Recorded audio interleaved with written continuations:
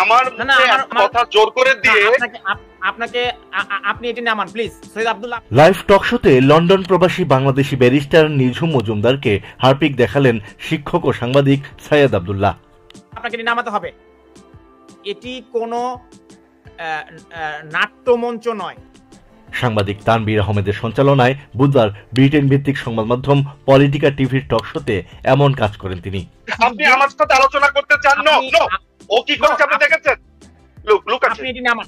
People's question নামে এই টক শোতে মূলত আন্তর্জাতিক অপরাধ আদালতে সাবেক প্রধানমন্ত্রী শেখ হাসিনার বিরুদ্ধে মামলা এবং অন্তর্বর্তী সরকারের প্রধান উপদেষ্টা ডক্টর মোহাম্মদ ইউনূসের বিরুদ্ধে অভিযোগ করা নিয়ে আলোচনা হয়।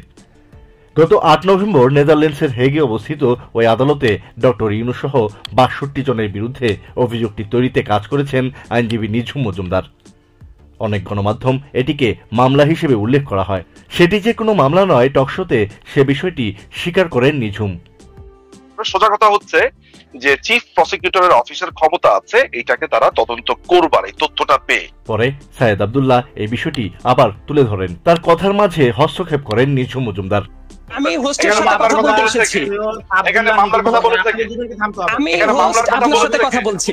এক পর্যায়ে তাকে হারপিক দেখান আব্দুল্লাহ। আপনি আমার কথাটা আগে শোনেন। আমার একটা কথা জোর করে দিয়ে আপনাকে আপনি এটি নামান প্লিজ। এতে ক্ষিপ্ত হন নিঝুম।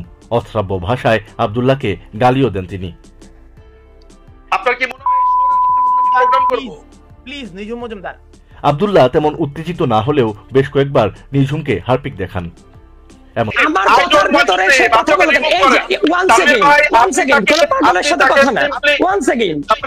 এমন উত্তেজনাকর পরিস্থিতিতে সৈয়দ আব্দুল্লাহকে অনুষ্ঠান থেকে বাদ দেন সঞ্চালক।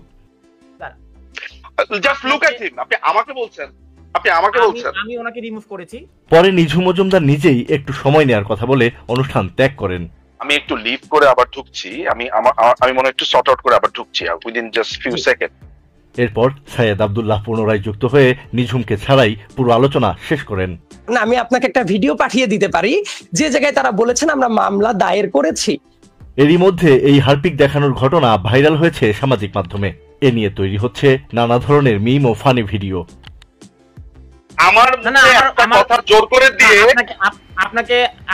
হারপিক দেখানো এই নিঝুম মজুমদারের খেপে যাওয়ার কারণও আছে। 2022 সালে বাংলাদেশি বংশোদ্ভূত মিস আয়ারল্যান্ড মাকসুদা আক্তার প্রিয়তির সঙ্গে নিঝুম মজুমদারের ফোনালাপ ও বেশ কিছু কথোপকথন ভাইরাল হয়। সেগুলো থেকে জানা যায় প্রিয়তির জন্য আত্মহত্যার চেষ্টাও করেন নিঝুম। সময় মতো হাসপাতালে চিকিৎসার ফলে বেঁচে যান তিনি। সে থেকেই ছড়িয়ে পড়ে হারপিক খেয়েছিলেন নিঝুম। এই ঘটনাটি লুফে নেয় নিঝুমকে অপছন্দ করা লোকজন। তারা তাকে কটাক্ষ করে হারপিক মজুমদার নামে ডাকা শুরু করেন। নিঝুমের সঙ্গে বিদ্রুপ করে বানানো হয় নানা ধরনের মিম। এমনকি হারপিক মজুমদার নামে ফেসবুকে একটি পেজও খোলা হয়।